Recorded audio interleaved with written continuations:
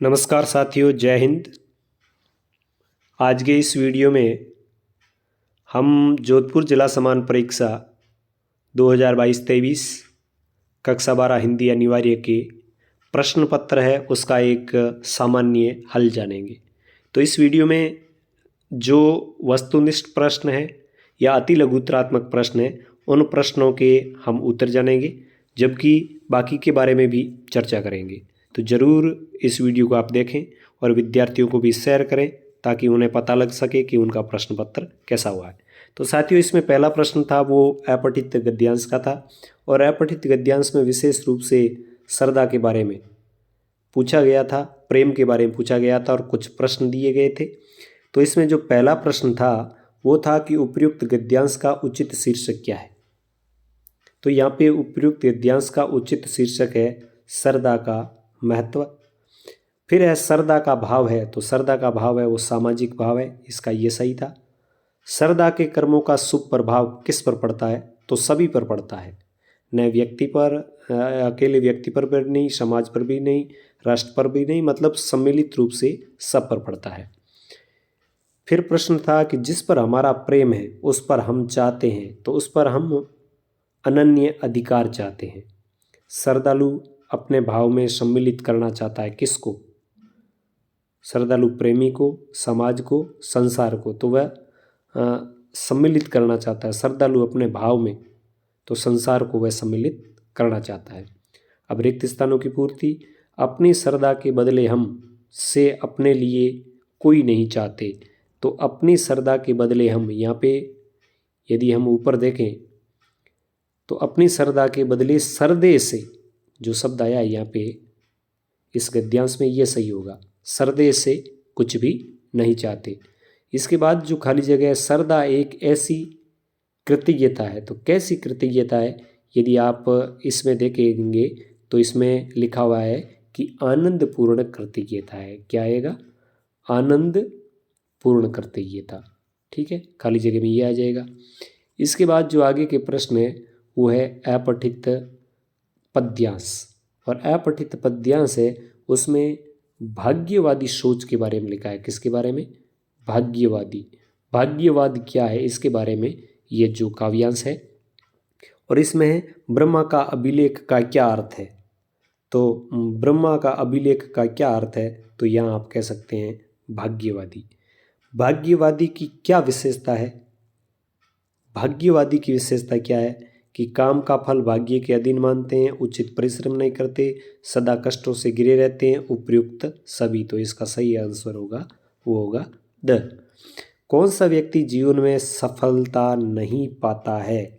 कौन सा व्यक्ति नहीं पा सकता? तो इसका सही उत्तर होगा अंधविश्वासी व्यक्ति। फिर है कि मनुष्य को फल किन गुणों से मिलता है, तो ये सभी है वो सही है, मतलब इसका आंसर है द। साहसी लोगों की क्या विशेषता है? साहसी लोगों की विशेषता यह है कि वह भाग्य को अपने अनुकूल बना लेते हैं। और प्रकृति की हार किस में है? किससे है प्रकृति की हार? तो मनुष्य के परिश्रम से, मनुष्य के परिश्रम से। इसके बाद जो प्रश्न था, प्रस्तुत काव्यांश का उचित शीर्षक क्या होना चाहिए, तो इसका उचित शीर्षक क्या होना चाहिए? मनुष्य के भाग्य का लेख।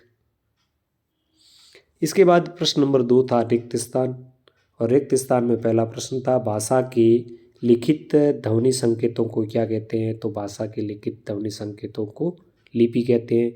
वहाँ लाठियाँ चल रही है, शब्द शक्ति कौन सी है, तो वहाँ पर लाठियाँ चल रही है, लक्षणा शब्द शक्ति है। एन फ्रैंक ने अपनी डायरी किस तारीख को प्रारंभ की, तो साथियों इसका स्पष्ट है, एन फ्रैंक की डायरी के पन्ने हैं वहाँ लिखे हुए हैं। एग्जैक्ट मुझे उत्तर याद नहीं आ रहा है तो आप वहाँ से देखें। जहाँ एक या एक से अधिक शब्दों की आवर्ती हो किंतु प्रत्येक बार अर्थ भिन्न हो, तो वहाँ पर यमक अलंकार होता है, तो यमक लिखें आप। श्लेष अलंकार के 2 भेद होते हैं, अभंग श्लेष और सभंग श्लेष। अतीत के दबे पाँव पाठ में सिंधु घाटी सभ्यता का वर्णन किया गया है, तो आप लिख सकते हैं कि सिंधु घाटी सभ्यता का वर्णन हुआ है। इसके बाद जो प्रश्न है पारिभाषिक शब्दावली, तो एक्सपोर्ट का अर्थ होता है निर्यात, यानी बाहर भेजना, निर्यात। और एडमिनिस्ट्रेशन का अर्थ होता है प्रशासन। तो ये दो बातें आपको लिखनी थी। अनुप्रास अलंकार का एक उदाहरण तो मैंने आपको लिखाया था मॉडल पेपर में, चारू चंद्र की चंचल किरणें खेल रही थी जल तल में, यानी आपको ऐसा उदाहरण लिखना है जिसमें वर्णों की आवृत्ति हो। व्यंजना सब शक्ति का एक उदाहरण मैंने लिखवाया था आपको, जैसे पुजारी ने कहा संध्या हो गई। देवनागरी लिपि का विकास किस प्राचीन लिपि से माना जाता है, तो यह है ब्राह्मी लिपि। ठीक है। इसके बाद है जनसंचार का सबसे पुराना माध्यम है वो कौन सा है, तो यहाँ पे आप कह सकते हैं प्रिंट माध्यम सबसे पुराना है। एन फ्रैंक की बड़ी बहन का नाम क्या था, तो बड़ी बहन का नाम था मार्गोट।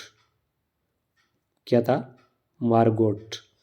इसके बाद है यशोधर बाबू का पूरा नाम क्या था, तो यशोधर बाबू पंत यानी वाई.डी. पंत।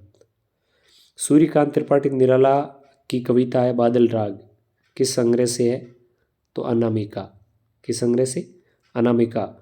उसके बाद प्रश्न था कि भक्तिन का वास्तविक नाम क्या था, तो भक्तिन का नाम था वास्तविक नाम लक्ष्मिन या लक्ष्मी।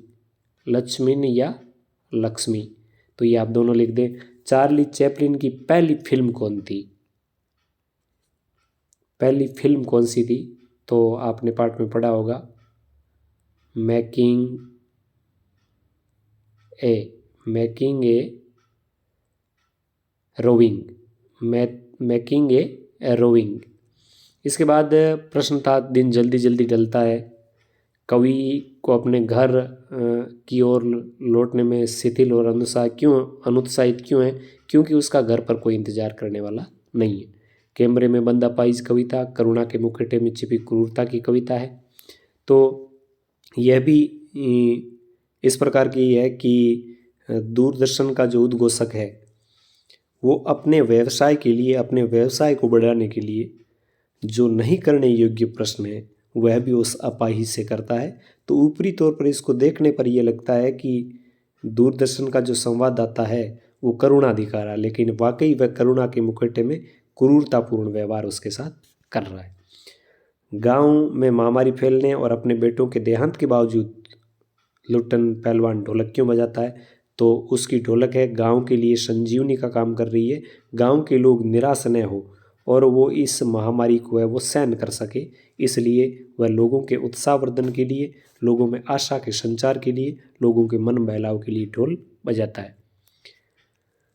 आगे का प्रश्न था नमक की पुड़िया ले जाने के संबंध में सफिया के मन में क्या द्वंद्व था, तो इसके मन में यह द्वंद्व था कि कस्टम पर कहीं उसको यह नमक की पुड़िया के साथ पकड़ने लिया जाए और वह सिख बीबी से जो वादा किया था उसको वह पूरा नहीं कर पाए, तो इस प्रकार का द्वंद्व था। किशनदा ने यशोधर बाबू की सहायता है वो एक तरीके से रोजगार देकर अपने पास में रखकर की।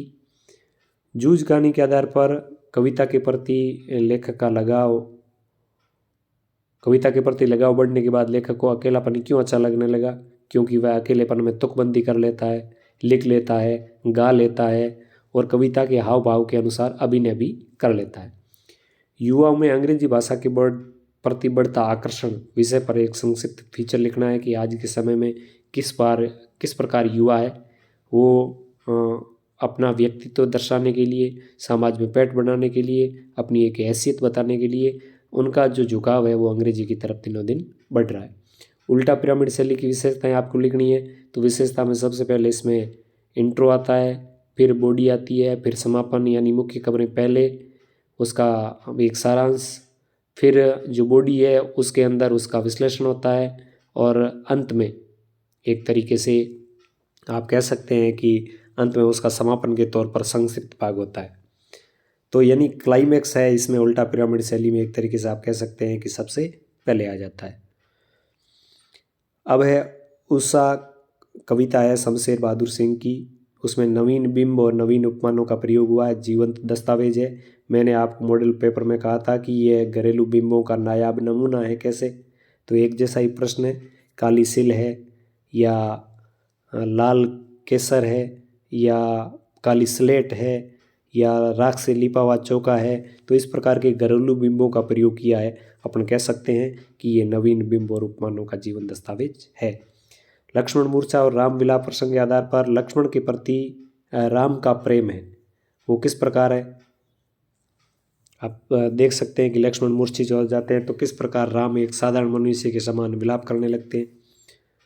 भक्तिन पाठ के आधार पर बताइए कि भक्तिन की कोई 3 विशेषताएं। भक्तिन की 3 विशेषताएं बतानी है आपको। शास्त्र के प्रश्न को अपने अनुसार सुलझाती है, अपनी परिस्थिति है उसके साथ समझौता नहीं करती, संघर्षी है, दृढ़ निश्चयी है और स्वाभिमानी है। डॉक्टर अम्बेडकर ने आदर्श समाज के लिए किन 3 बिंदुओं को माना, तो ये भी हमने मॉडल पेपर में अच्छी तरीके से इस प्रश्न को दिया था। तो ये आप मान सकते हैं कि स्वतंत्रता है, समता है, इस प्रकार 3 तत्व उन्होंने, बंधुता है, यानी इस प्रकार के 3 तत्व माने थे। सिल्वर वेडिंग कहानी का ये प्रश्न भी एक तरीके से आप देख सकते हैं कि महत्वपूर्ण प्रश्नों का जो मॉडल पेपर था उसमें है कि पाश्चात्य संस्कृति के अंधानुकरण और बदलते मानवीय मूल्य पर आधारित है, इसको भी आपको लिखना था। इसके बाद जो प्रश्न था जूझ कहानी है, उसके आधार पर लेखक ने किस प्रकार का संघर्ष किया पढ़ाई के लिए। कुंवर नारायण अथवा जनेंद्र कुमार का कृतित्व और व्यक्तित्व परिचय लिखना था आपको। यहाँ इस प्रश्न में थोड़ी प्रश्न पत्र निर्माण में भी त्रुटि हुई है, क्योंकि यहाँ पे अथवा का कोई प्रश्न नहीं दिया गया था, जबकि अथवा में देना चाहिए।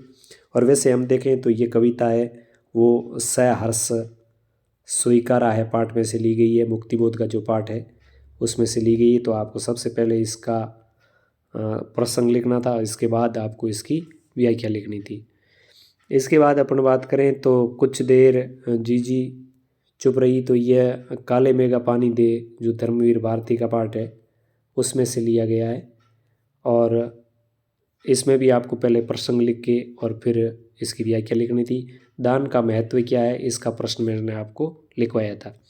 और यह मैंने व्याख्या में दिया था कि महाकाल देव सपासप कोड़े चला रहे हैं, यहाँ से लगाकर मैंने जमे की मरे यहाँ तक ये दिया था। हजारी प्रसाद द्विवेदी का पाठ है जो, उस पाठ में से ये लिया गया है।